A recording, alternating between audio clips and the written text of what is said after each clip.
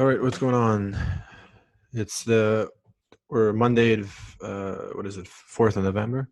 Perfect. So let's go ahead with the weekly analysis. So gonna try to modify it a little bit on this week just to keep a bit shorter, keep it about like 10 minutes or so. I want to value your time, so it's sometimes it can drag forever. So I'll do a quick analysis, quickly go over my AUDUSD trade from last week that hit take profit. So that's good, good thing. So let's go quickly. If you look at my screen, so I'll just there was a friend that talked to me about gold today, so I was just gonna have a look. Essentially,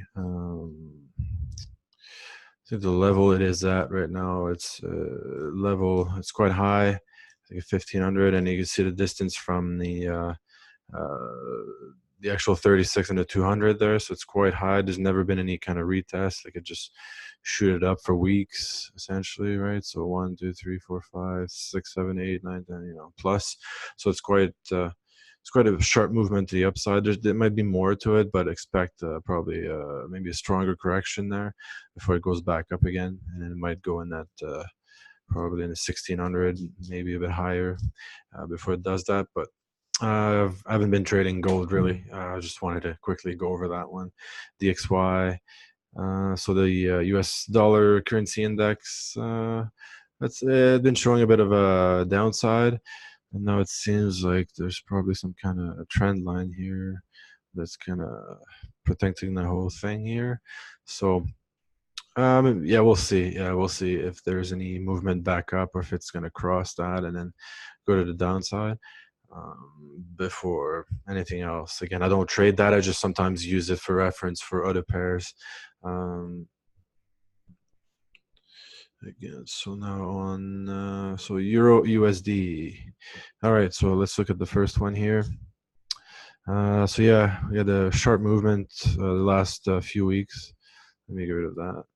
Last few weeks, and then last week it was sharp again, but we see like a strong kind of rejection at 36 here. So I'm kind of waiting. That was kind of a good zone to enter based on like previous price and stuff. But now I'm not so much interested yet to just trade the small portion. I guess it wouldn't be too bad, but I think I'm looking a bit more for upside for Euro at this point. So I'm probably going to wait that it goes over the 36 here and then maybe more to the upside at that point. And that's kind of what I'm waiting for. Let's look at so British pound, US dollar. All right, so it seems like it got some momentum. The 2 crazy weeks we had recently, and then it's kind of been pretty steady for the last couple of weeks. So let's wait and see which direction it tells us. After seeing 2 big candles like that, obviously we were gonna have like shorter or movement for the previous weeks. Now I'd probably wait and see where it's going to show us going essentially for GBP USD. And again, there's some more stuff going with their politics there, so there could be some potential. Obviously, trading weekly it's not so important, but maybe that's going to guide us to where it's going to go next. So I've kind of it's one of those things with GBP pairs. I guess you shouldn't be afraid of them, but at some point I am. Sometimes anyway. USD, Japanese yen. All right, so this one here, it's kind of in between like a couple zones here. See if it goes and then goes over that 36. That's gonna be stuck. Like we're stuck in 2 zones, and it's almost like we're stuck in between this and that. So I'm kind of waiting to see if we could, let's say, but again, US dollar, depending on if it's gonna go down, then we might. This could be a bigger like 1, 2, 3 correction and a bit more downside potentially. So let's wait and see. See if it doesn't hold in that location, it might be going further down. So I'm not really interested in trading where it is right now per se. And then US dollar Swiss franc. Wow, that one's kind of weird. It's been like down and then up, down, and then we're gonna have another one up. So it's gonna undecided market. See where it goes. It's been holding on top of the 200, so maybe suggesting again, but US dollar, let's see again, we said that there could be, you know, potential break downside at some point, so let's wait. I wouldn't be I'm not going to jump on this one anyway. And then so let's look US Canadian dollar. So look at that one. So there was a nice trend, looks like it was broken here, but then supported. So again, there might be some downside again if that's going to be the case with the US dollar. So again, at the current location, I think I'm going to wait at this point too. Yeah, so it's in between the 200 here and then the 36 on the weekly. So I think we had strong rejection here on the as soon as the price kind of went down, and then it went back up, and then it kind of stopped at that location. So this might indicate that there might be a bit more sellers still. So let's wait and see on this one again, since it might have broken that trend. So we could see a bit of downside again, US dollar. Let's look now quickly my trade I did last week. Well, over the last 4 weeks, I entered on this candle here, the following one. So this one here.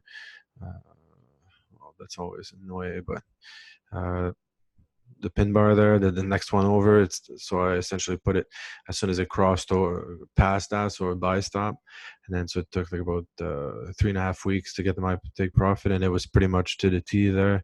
And if we zoom in even more to the 36, so look at that. So as you've probably seen with other videos, this is something you might have seen somewhere. So this is where I got in my I think I just lowered it a little bit, but this one, my take profits, I was pretty much on it. So I think it was a pretty good trade. I think I stick with the rules. I was 1.5 ratio. I stick to it. At some point, you know, it's trying to, oh, is it going to get to there after you get a bearish candle in the weekly? But then just, you know, I just stick to the process on this one, and then it paid out pretty good. So yeah, so I left my stop loss all the way there until the end, and then there was kind of a sharp movement last week over a couple days there. So there's 3 days that it just went up and then shooted up. That made my take profit. So that was again kind of a here like another like 1, 2, 3 movement here on a daily. So that was a pretty good trade. So not going to be too happy over it because it's sometimes, you know, it's just. I think it's more about like the process and your risk reward ratio. If it makes sense, you know, this could have gone the other way, but then I'd be fine with it because, you know, if over a long period I trade with this here with a 1 and 2, 1 and 3, or 1.5 in this case, it was a bit long wick here, which kind of I needed to do to do that, but. Essentially that wasn't so bad overall. So if constantly I can do that and then lose one, you know, obviously I'll lose as you go, but I'm not trying to be perfect on the trading at all. Let's look NZD USD. So it was kind of the same kind of setup. Looks really similar to AUD USD in some ways. So that was something that, you know, I didn't look too much into it. I was already in AUD USD, so one that's fairly the same, so I didn't want to go into that one. One I spotted that I was kind of interested in going, and you can see that risk reward here. I was just interested in just going for the buy right there. So there was a lot of this kind of in the zone, and it never like went down. And then so I was just going for it just based on risk reward, which was good. So kind of going just short of this here in 36 on the weekly to kind of take profit, which I think is feasible just based on previous candle here. So it was a good one. I think it's probably going to get to that, but I just didn't enter because I was in the other one. But it's something I'm just going to keep a look at, and you know, like I said, we can be considered as like some kind of back testing without even being in the trade, so it can still have value to you even though you're not in the trade. I mean, if you see it, if it respected your plan, then you'll see it anyway. That's what I'm doing with the daily scalper strategy that I'm using. I'm trying to pretty much demo right now, but then I have some trades that I don't put in MetaTrader for. I'm actually going to look at it and see if it actually hit the take profit, and if for the number of pips I went for, if it would actually got the take profit. So it gives me a lot more data on the performance of it. And then CAD GPY, there was something I was looking at, potentially looked at the nice zone here, and then kind of going for the buy with like a stop loss here, like going like 2-3 weeks back. Just didn't take it. I just wasn't feeling it right, so I was like, oh well, let's not take it. In trading, you don't need to be in the trade. Then don't, like, if you don't feel like you're to be in the trade, then don't go for it. I know some people might think you don't always have to be in the trade and stuff like that, but you gotta, be patient.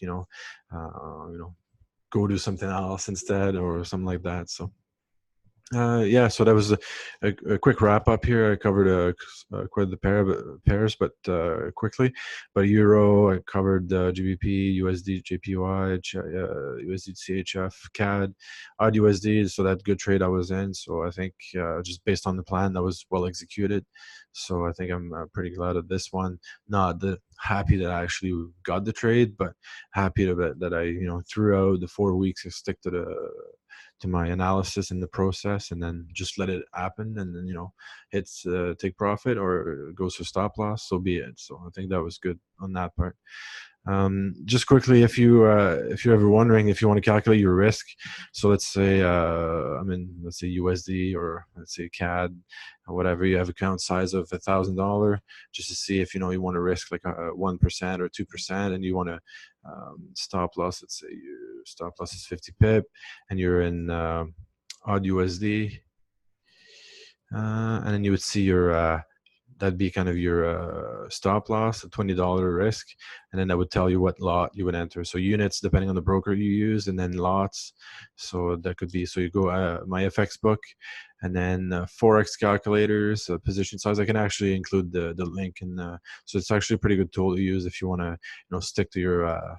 Let's say if you want to go max 5%, so NAV trade you go 2, so you'd be risking this, 5%, and you have another 3%. You can trade on a different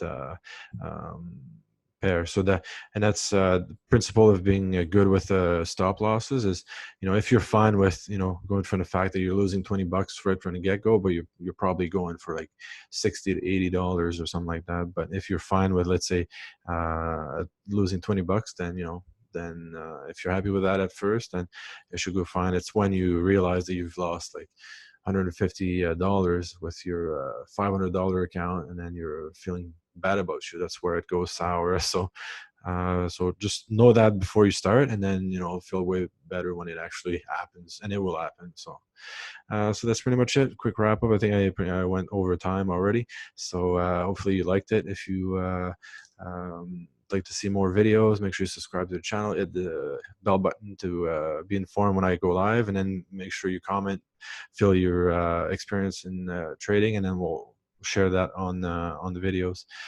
So thanks a lot again, and then we'll see you on the next video. Bye.